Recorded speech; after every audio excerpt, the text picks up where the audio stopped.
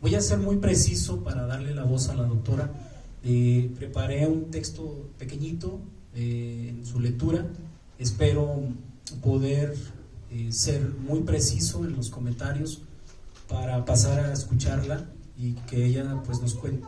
Me parece que cuando nosotros tenemos un libro en nuestras manos, hay una historia detrás del propio libro, de quien la escribe, y a veces eso poco se conoce y poco se sabe. Puede haber incluso tragedias detrás de los libros, y a veces eso el escritor no lo logra plasmar de manera directa, pero está entre líneas. A veces aprender a leer un texto nos permite entablar un diálogo y un conocimiento mucho más profundo, que las palabras están aquí impresas en cada letra, en cada grafía. Entonces, este libro, en primer lugar, recomiendo que lo lean. Vale muchísimo la pena hacer el esfuerzo de poder revisarlo, de tenerlo en sus manos y leerlo con tiempo. Hay que rumiarlo, hay que masticarlo y hay que digerirlo, porque es muchísima la información que está aquí presente. Entonces se necesita tiempo, se necesita espacio y sobre todo buena fe y buena voluntad para poder identificar lo que este maravilloso libro nos presenta. Entonces, mi recomendación inicial es, por favor, hay que adquirirlo, hay que comprarlo, hay que leerlo y hay que tener esa noción de lo que aquí se nos marca como una ruta interesante e importante. Yo quiero iniciar mi participación mencionando, siempre me gusta dar algunos, no datos, sino alcanzar a observar la lectura que hago del autor o de la autora cuando un libro está en mis manos. Entonces, la autora, quien escribe, es una apasionada historiadora de la educación que recurre a la literatura como una de sus herramientas principales para fomentar una conciencia histórica. Se fija un punto de observación y análisis y lo pone en los libros de texto de historia estatal y nacional. A veces el historiador es demasiado frío y es demasiado parco en sus palabras, y es necesario que recurra a la literatura. La literatura nos permite ampliar la imaginación y nos permite jugar y nos permite recrear los escenarios que estamos contando y darles una pedagogía y darles un estilo. Eso encuentro en la lectura que trato de identificar con la autora. Este libro se escribe desde el conocimiento del libro de texto, desde la experiencia docente y desde la pregunta, como una metodología que permite justificar la reflexión, la crítica y el análisis. Cuando pensamos nosotros en desmenuzar y en conocer algo, la pregunta, como bien lo ha dicho el maestro Jaime, se convierte en la base más importante, porque nos permite hacer, reflexionar y no cerrar la respuesta. La respuesta siempre estará en espera de crecer. No es una respuesta totalitaria, ni mucho menos una respuesta dada. Por el contrario, es una construcción, la respuesta a la pregunta. Hay muchas preguntas en este libro. Yo quiero destacar una de ellas que la doctora plantea muy claramente, la cual es cómo clarificar las múltiples maneras mediante las cuales se han moldeado los nacionalismos en nuestro país o el nacionalismo. Es una pregunta valiosa e interesante porque nos permite dialogar y reflexionar y entonces saber que el texto lleva un eje rector. Cuando se plantea esta pregunta, la doctora Montes demuestra su conocimiento y formación histórica, es decir, se plantea el reto de pensar a este país desde lo histórico. Y no se refiere a esa historia de bronce construida por personajes, acontecimientos y fechas. Por el contrario, nos plantea un agudo análisis que presenta la historia como un proceso que se construye y se visibiliza por sus continuidades, rupturas y por las contradicciones que le dan vida y presencia. Ya nos lo explicó el maestro Jaime de manera magistral, cuáles son esas contradicciones, cuáles son esas continuidades que tiene el propio proceso de la pedagogía en nuestro país. El libro plantea un objetivo muy claro. Cuando nosotros leemos un libro académico, como es el caso, un libro que tiene un objetivo muy preciso, entonces eso nos ayuda y nos permite mantener un hilo conductor de la lectura. El objetivo del libro pretende mostrar la historia de la pedagogía de la nación mexicana, construida a partir de un corpus integrado por 3 generaciones de libro de texto de historia. Mi libro de 4º año, Historia y Civismo, Ciencias Sociales e Historia, 4º año, y para el ámbito estatal, Suelo Metálico bajo las Nopaleras, monografía estatal, y Zacatecas, Historia y Geografía, 3er grado, Historia y Geografía de Zacatecas, tercer grado. Entonces hace un esfuerzo intelectual importante porque plantea y pone en diálogo de saberes, como bien se está planteando, a libros de texto que están en el ámbito nacional y estatal con un objetivo claro. Además, el libro es muy valioso porque tiene una claridad interesante y muy marcada sobre una metodología, que me parece que es muy novedosa la metodología que emplea la doctora, sobre todo para la forma en la que se hace el análisis de los textos. Es un texto en estilo narrativo y explicativo y analítico, es decir, se presenta, se describe y se explica el tema de la independencia en los libros de texto de historia. Otro de los recursos metodológicos es el análisis cotextual o análisis comparativo entre los textos presentados, poniendo especial atención en las continuidades, estructuras e innovaciones según las perspectivas historiográficas sobre la independencia. Como toda una buena historiadora de la educación, considera, desde luego, el contexto educativo en el que fueron escritos estos libros entre los años de 1959 y 1994. Otra cosa importante cuando un libro de esta naturaleza y de esta magnitud se presenta son sus fuentes de información. Tiene fuentes de información muy valiosas, además de los libros de texto ya mencionados. Se apoyan fuentes primarias y secundarias, testimonios de informantes e historias de vida de instituciones educativas. Es muy variado, no solamente se centra en un análisis o en una sistematización de los libros que ella analiza, sino que tiene esa variante y esa posibilidad de poder explicar. Y el otro elemento interesante es la postura teórica. Un texto de esta naturaleza, además de tener claridad en lo que quiere, definir una metodología clara, tiene que estar cimentada o subirse sobre hombros de gigantes teóricamente.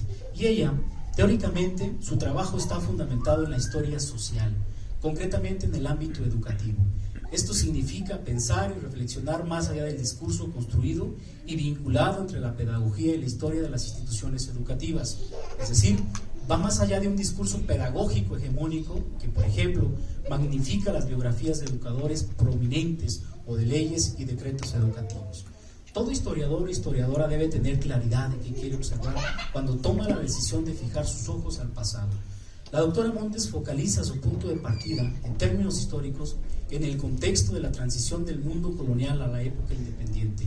En sus propias palabras, este momento histórico es relevante porque comienza a gestarse la ciudadanía y el nacionalismo mexicano bajo principios ideológicos específicos que moldearon e implementaron el inicio de un proyecto educativo bajo principios morales y cívicos alineados al liberalismo. Una cosa que luego la pensamos y parece contradictoria en todos sus niveles. Sin embargo, se pregunta la doctora Montes, ¿en dónde se pueden encontrar esos registros morales y cívicos que se convierten en el sostén de lo que ha denominado la pedagogía de la nación?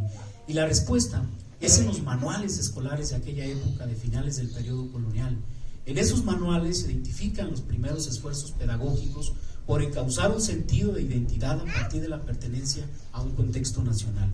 Un ejemplo por excelencia es el catecismo del padre Jerónimo Ripalda, que enseñaba a los niños la forma correcta de relacionarse con sus semejantes, con la autoridad y con la sociedad.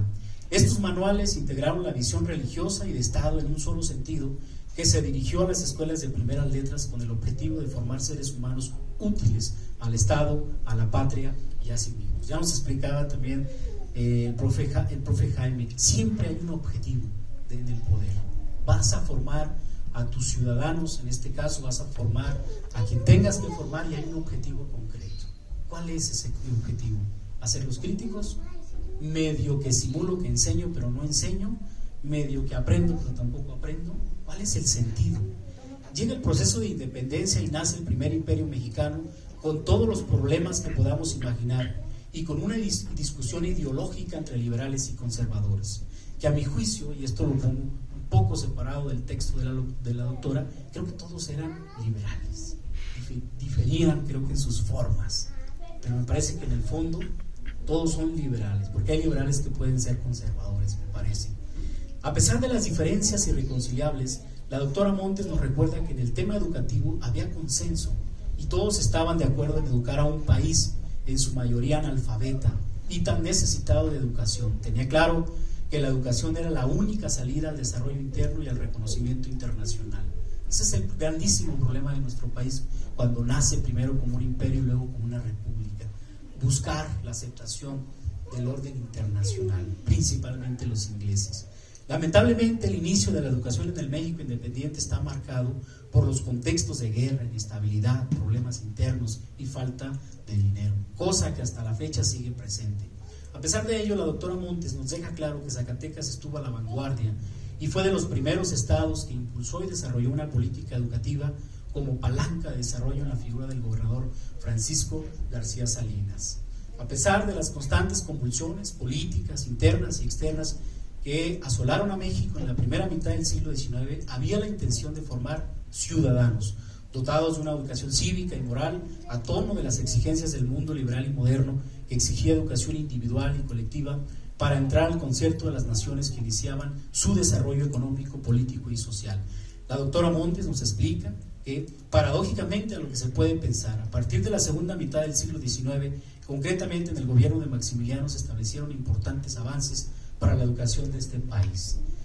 Nuevamente son los mitos, este mito que se plantea que Maximiliano, un conservador, que leemos este texto y parece que era más liberal que todos los liberales, ¿no? Por las reformas, por el impulso a la educación. Son las contradicciones que menciona la doctora. Algunos de ellos fueron la implementación del libro de texto como instrumento de control sobre la educación, en sustitución de los manuales y catecismos como una forma de laicidad del Estado mexicano y de la separación de la Iglesia en la labor de educar a los mexicanos. Es así que durante el Porfiriato se diseñó y se diseña y se operativiza un modelo educativo dirigido a enaltecer y construir a los héroes de bronce a través de la aprobación de la construcción de una historia oficialista y positivista que buscó identificar la tan anhelada identidad nacional en el pasado reciente de nuestro país. Siempre ha existido esa necesidad o esa aberración del Estado mexicano en sus diferentes versiones de homogeneizar al mexicano cuando es diverso, cuando es plural, cuando somos diferentes. Ya lo dijo el profe Jaime, somos muchos Méxicos en un solo México. Y el problema radica justo en esa intencionalidad de homogeneizar, de a todos mismos quererlos poner a pensar de manera igual.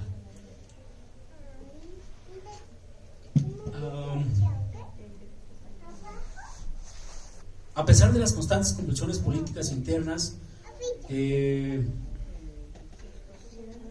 aquí voy. A pesar de las constantes convulsiones políticas en nuestro país que asolaron a México en la primera mitad del siglo XIX, había la intención de formar ciudadanos dotados de una educación cívica y moral. ¿Sí? Bien. De aquí me paso, los retos iniciados en 1959 fueron enormes y llenos de esperanza. La doctora Montes argumenta que Torres Bodet enfrentó todo tipo de problemas. El primero de ellos fue que no había datos actualizados de la realidad educativa en México. El más reciente era de 1950. Otro fue el insuficiente recurso destinado a educación. Este tema nos resulta tan actual que pareciera que el Estado ha incumplido los diferentes momentos históricos de este país y nunca tiene el dinero necesario y las excusas siempre están a la luz. O por qué no decirlo, no se destina lo suficiente para asuntos de índole educativa. En el libro se reconoce la puesta en marcha del plan de 11 años como el proyecto educativo más ambicioso del México por revolucionario, que asumió el reto de sacar del rezago educativo a la población mexicana y de construir infraestructura y aumentar el número de profesores para enfrentar el enorme problema educativo en nuestro país. La doctora Montes contextualiza la puesta en marcha del plan 11 años y la distribución de libros de texto gratuitos como una estrategia política y educativa que le permitió al Estado mexicano asumir el control y manejo de la educación y garantizar la laicidad de la práctica educativa, todo con el objetivo de mantener lealtad a la nación.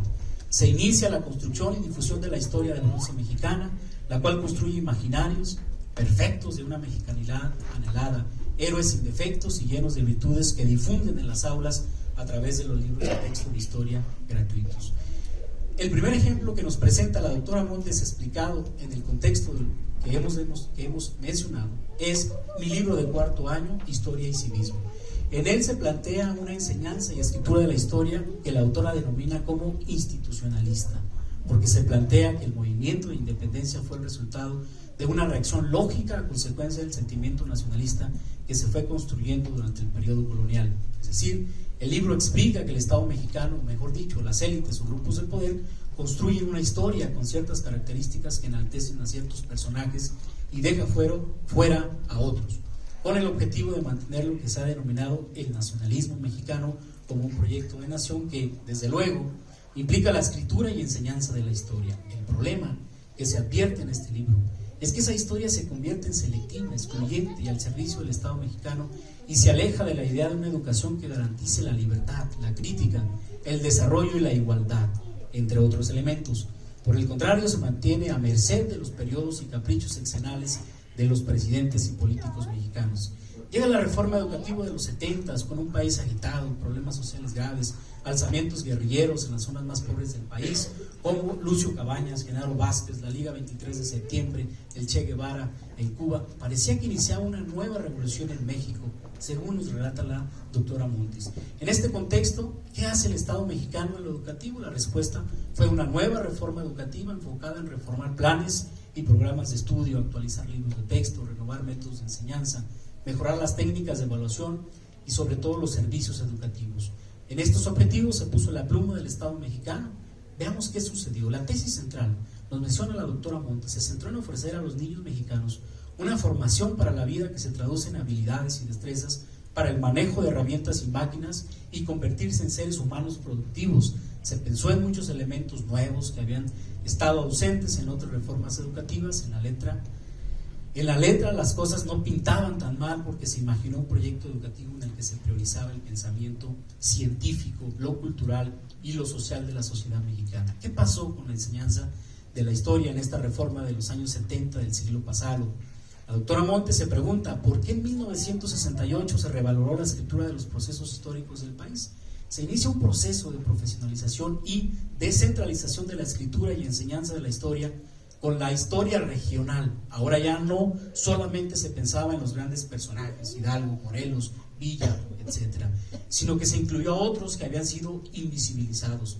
Este es el contexto un poco de los libros estatales. Si tratan de hacer ese giro para recuperar, además de la historia oficialista, esos otros elementos que nos van a poder ayudar a entenderla.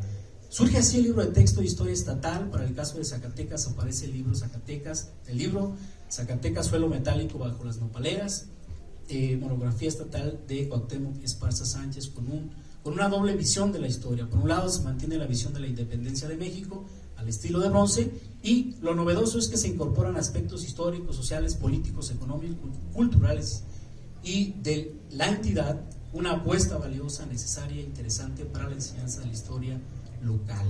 Llegan los 80s, con ello una nueva reforma educativa bajo el periodo presidencial de Miguel de la Madrid, bajo el fundamento ideológico del sistema neoliberal que mantiene continuidad con los siguientes presidentes de la República. El problema de fondo, menciona la doctora Montes, en términos de los contenidos de los libros de historia, es la utilización de conocimiento histórico como sostén o fundamento de una ideología política. Ese es el problema. Para ejemplificar este periodo histórico se presenta el análisis del libro Historia Cuarto Grado y de Zacatecas, Historia y Geografía Tercer Grado. No podemos demeritar el esfuerzo de estos libros, y lo relevante en términos de historiografía y enseñanza de la historia es que estos textos, al menos los que refieren a Zacatecas, la autora explica que hay combinación de enfoque regional, revisionista y oficialista, es decir, hay una enseñanza de la historia oficial, como es el caso de la independencia, en todos los libros de texto. Y para terminar, también existe una apertura a nuevos paradigmas que permiten la escena de vida regional desde la perspectiva metodológica de la historia, que, insisto, como nos explica la doctora Montes, hace visible otra posibilidad de hacer y contar la historia de lo local. Finalmente, la doctora Celia Montes concluye un excelso y virtuoso análisis de la pedagogía de la nación, demostrando que para conocer y entender el devenir de la educación en México, es oportuno revisar y analizar los libros de texto. En este caso, ella nos mostró los de historia, en su contexto, y al amparo de una visión histórica que permita comprender esos procesos, continuidades, rupturas, contradicciones como parte esencial que nos acerca o nos permita estar atentos a los nuevos paradigmas educativos que nos involucran a todos. Pero también nos advierte que, al menos en el caso mexicano, el poder político es el rector de la política educativa, y eso no es ni bueno ni malo, solamente así es como sucede.